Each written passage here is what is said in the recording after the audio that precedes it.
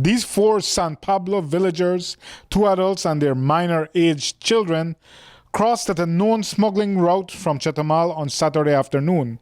The police were on patrol in the area and caught them, where the father explained that they had crossed into Mexico legally, but they came back illegally, and the commissioner says there is zero tolerance for this. When it comes to persons who enter the country illegally, there is absolutely no room for negotiation where they are concerned. As far as I see, when they do that, they put our entire country at risk. Now, going back to the video you spoke about, I observed on social media people querying, but we saw four, but why only two get arrested? Yes, 4 persons came, but 2 were minors, and 2 were adults. The 2 adults are the parents of the minors. We can't charge a minor if the parents bring them because they are following their parents. And so only the 2 parents were charged. Now, the law is clear. There is absolutely no room for discretion where Ministry of Health is concerned in terms of ensuring that these people go into mandatory quarantine. And so the parents are still in police custody. They will be going to court today. By virtue of the law, if they were to plead guilty, they'll be sentenced to 3 months imprisonment. But can they go directly to prison? The answer is no.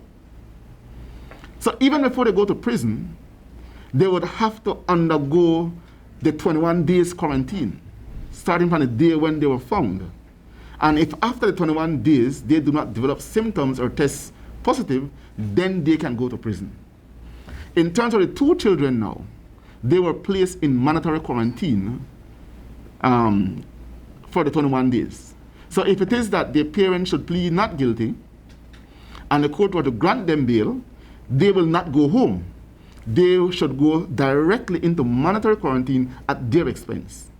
And this is something that we must be extremely harsh with so that the message can be sent to people: do not enter this country illegally. Of course, this is just a microcosm of a problem that stretches along the 32 miles of the Rio Hondo between Belize and Mexico, where crossing over is a cultural reflex. Do you all need a concerted, organized law enforcement blockade of that river to effectively stop this constant cross-border movement that is a cultural habit and practice of people who live in those communities? May I say, Jules, that we have really stepped up our patrols in those areas.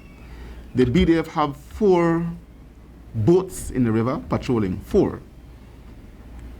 Apart from that, we have 2 mobile patrols in the Botes and I think Santa Cruz area that is also patrolling with a view to ensure that we deter or capture those persons who come into the country illegally. And I can tell you we have been capturing a few. We had the guy who we captured a week or so ago, the guy Friesen, Philomeno Friesen, I think was his name. He was charged and he went to court. No, he was given bail and he should be in mandatory quarantine. But again, there is a lot that we're doing with a view to deter these cross-border activities.